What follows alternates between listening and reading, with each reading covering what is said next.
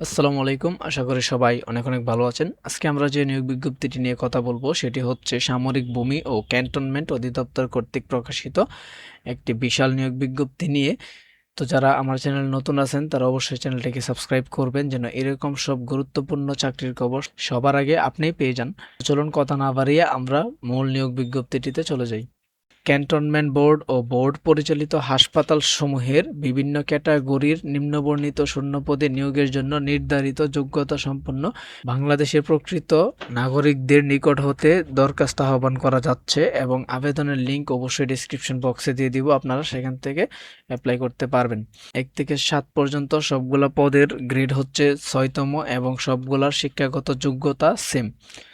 Junior consultant medicine পদসংখ্যা 1টি, বেতন স্কেল 35,500 থেকে 66,010 টাকা। এটা একদম 1 থেকে 7 নাম্বার ক্যাটাগরি পর্যন্ত সবার জন্য সেম এবং শিক্ষাগত যোগ্যতা 1 থেকে 7 পর্যন্ত সবার জন্য সেম।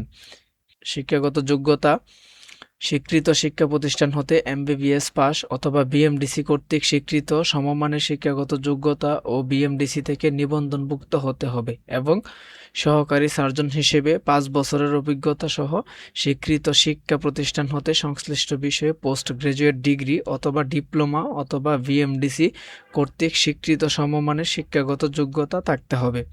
তো চলুন আমরা 1 থেকে 7 পর্যন্ত যেগুলো আছে সেগুলো দেখে নেই।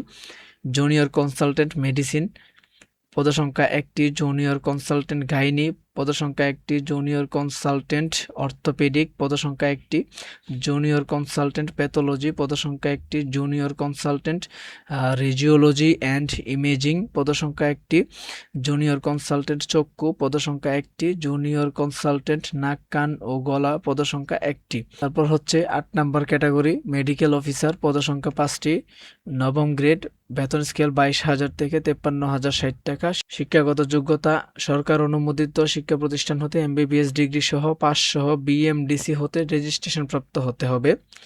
9 নম্বর ক্যাটাগরি সহকারী প্রোগ্রামার পদসংখ্যা 1টি, নবম গ্রেড, বেতন স্কেল 22,000 থেকে 53,060 টাকা।